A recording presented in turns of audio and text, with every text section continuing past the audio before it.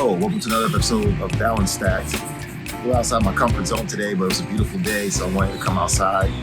Plus, want a little bit of privacy as well. I got a guest over my house right now, my son actually. So today I wanted to talk about dealing with pain. So I had a wonderful week last week, but it was also a week of expansion and growth that I wasn't expecting at all. Not to get too personal, just to say that relationships changed last week for the good. Not necessarily bad, but perhaps negative things have happened where relationships that I realized needed to change. But also a lot of relationships healed, which I thought was interesting. Business relationships healed, personal relationships healed, relationships with family, and also relationships with family were torn asunder. Friendships realized I had to change friendships for my own protection. And it was all painful. Both the good and the bad was painful because I was growing. And the pain I'm talking about, just to be clear, is emotional pain. I'm not talking about physical pain. Physical pain is a totally different monster, totally different beast. And it's not what I'm referring to. So the pain I'm talking about is an emotional pain. So how to deal with that? I think the metaphysical is really the best way to deal with emotional pain because it's all mental. And there's a practical application to that because whatever you may believe is happening inside of you as you deal with pain, as you face pain, it's happening within you.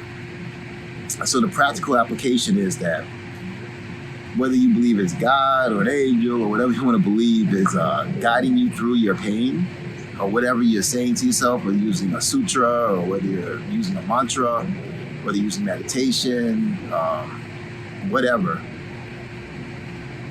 The idea is that you're doing that work within yourself. So there's a lot of scientific proof that meditation, mindfulness is very beneficial to your body.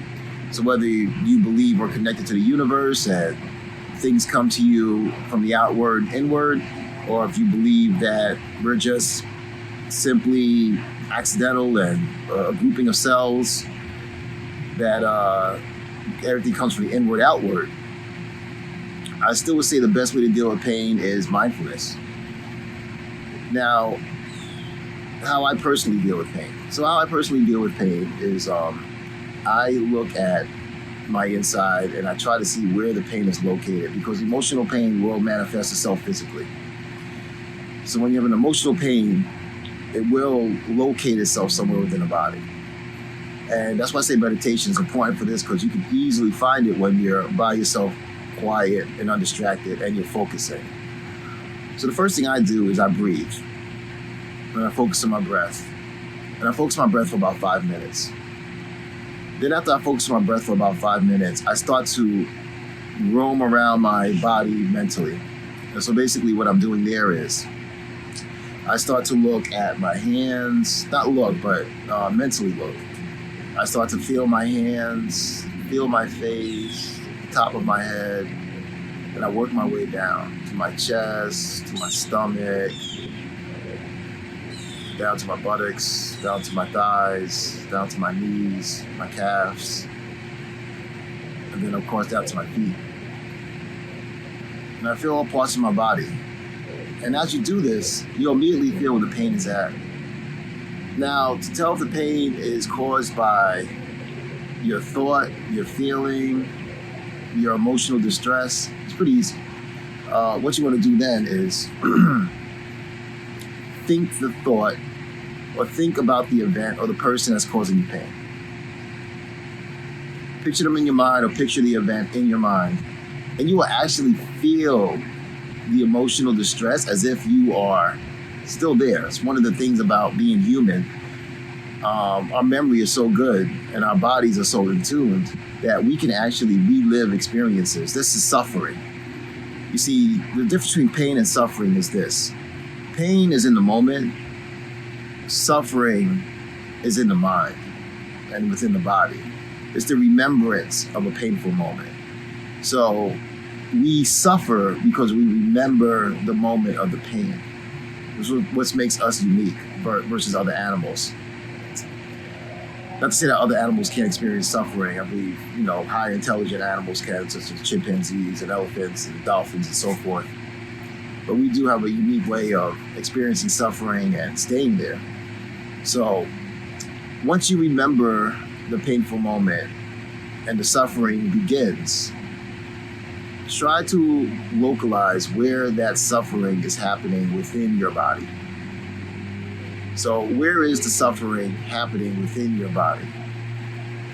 Locate it. Maybe it's in your chest, maybe it's in your shoulders and your back. We often hold pain within our shoulders and within our backs. It could be within your gut. It could be anywhere. Your jaw, your chest. Find it and localize it and focus on it and say, oh, there's the pain. Oh, there it is. Now, there's a few different ways of dealing with it once you locate it. One way I like to deal with it is through, actually it's a recent teaching I've learned through Deepak Chopra. Deepak Chopra, he has a meditation that I've learned from the book that I'm reading right now. I think I talked about the book in one of my previous episodes.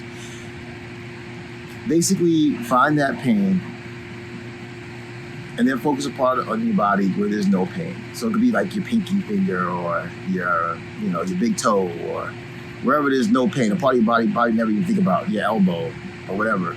Then focus on that part of your body. Breathe. And then focus back on part of the body where the localized pain is at. Perhaps it's in your shoulder. I usually have pain in my upper shoulder, so that's where I focus on. And then focus back on the part of your body where there's no pain. Then go back to the part of your body where there is pain. Go back to the part of your body where there's no pain. Do this several times as you're comfortable doing it in a quiet setting, by yourself, focus, perhaps with your eyes closed.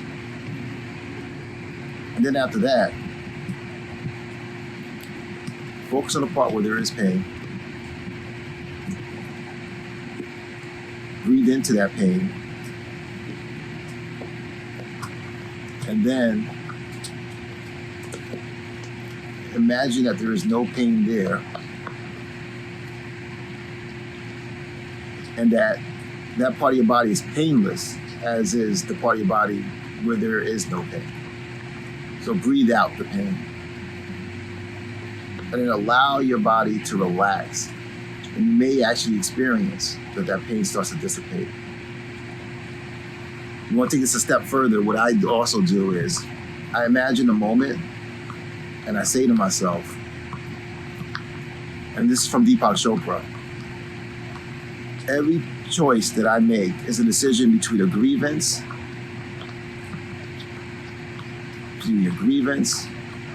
and a miracle. I let go of all grievances and I choose miracles.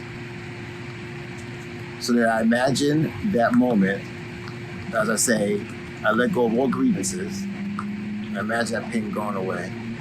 Then I say I choose miracles. I might think of something positive about that person or that event that happened. Maybe I learned something from that event. Maybe I think of a time with that person who hurt me that was really, really good. Maybe I think of an ex-girlfriend and I think about a time when she really hurt me and it's very active in me. But then I also will turn around and think about when we first met, why I fell in love with her. A time that we maybe went somewhere, took a trip, and it was amazing. Try this and see how it works for you. And regardless of what your beliefs are, understand what you are doing is that you are facing your pain and you are forgiving your pain and you're letting go of your pain. As Abraham Hicks would say, you can't get here from there. So if you focus on the pain and you try to just ignore it, it's going to keep growing and growing and growing. But if you can face your pain and forgive it, there's an opportunity for healing. And when we heal, we let the wellness in. Is anyone listening? And if you do try this out, I'd like for you to comment. Let me know how it works for you. Continue to find that path between the metaphysical and the practical to that single path towards your own personal wellness. All right, have a great week. I'll see y'all next week. I love you.